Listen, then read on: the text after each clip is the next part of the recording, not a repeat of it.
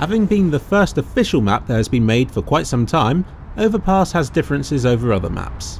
The bomb sites are less self-contained, and there seem to be 2 different passages to everywhere.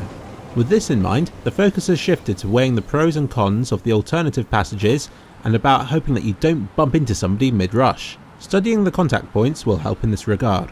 This new design also makes it a nightmare for this sort of video, since there could have potentially been a lot of contact points. Let's take it slowly. The spawn points for terrorists vary less than they do for the counter-terrorists. With the CTs, you can get very definite A and B spawns. The best for A is this one here, while the best for B is this position, turned in a slightly different direction to the rest of the spawns. For Ts, you spawn in several close lines at the back of a tunnel. It looks like a lot of variation for timings here. I mean, you wouldn't want to be this guy at the back, but I found myself repeatedly spawning near the front left, which made for reasonable timings. Let's have a look at B, since it's more cut off than A is. The 2 left views show terrorists, the right 2 show CTs. These are from the best spawns and represent some of the fastest rushes you can expect. The first to meet each other are the CTs approaching from the left of the bombsite B pillar and the Ts rushing through the main tunnel. Don't diss my drawing, or my grammar, Reddit. At this point, both teams are quite exposed. Just 12 seconds after the round has started, you can expect nades being chucked and bullets being kindly shared between the 2 teams, both of whom have exposed positions, though I'd favour CTs since they can at least sidestep. However, this soon changes less than 1 second later when terrorists arrive at the balcony, shown in the bottom left view. All of a sudden, terrorists have 2 points of attack. Bear in mind that counter-terrorists can at this point be almost anywhere they please within the open area and can accurately deliver grenades to the terrorist balcony. I would say that smoke would benefit the CTs at this point.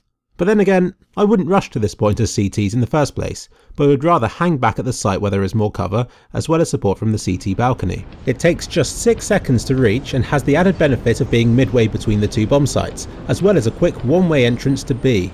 This location has been carefully designed. It is exposed and can't cover the T balcony or right hand side of the pillar, but can view a large amount of the bomb site, as well as this entrance here. Let's cover that one now. You know what, I'm already regretting putting the terrorist view on the left hand side. It doesn't matter, but seems counterintuitive. Oh well, too late to change it now. The bottom one is a nice wide angled shot of the point of contact because I couldn't think of what else to put there. Not got much more to say here. Once again, the terrorists are stuck in a tunnel while the CTs have room to move about and to take cover.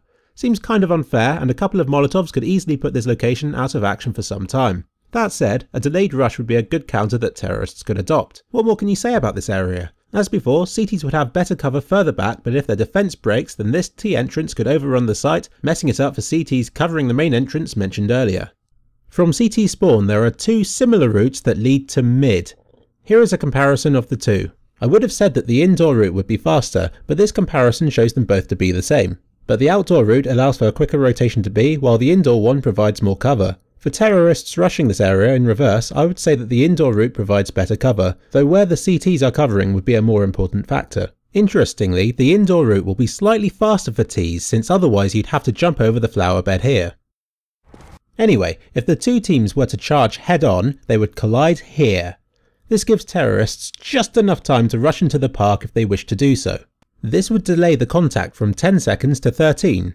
Believe it or not, they'd contact people rushing mid first, rather than the CTs who took the time to rush the long way round. This is best shown from above. I reckon that CTs rushing the midway will catch out many unfortunate, unsuspecting terrorists who expect to encounter resistance from long. However, the long, specialised route for CTs does have an advantage in the form of additional cover and an all-seeing position of mid and gardens, though they need to be wary of snipers and of other unsavoury characters lurking about in the children's playground. I believe that this covers all of the contact points for D Overpass. I hope that this video has been useful, and I intend to cover other maps with the same sort of analysis at some point in the future.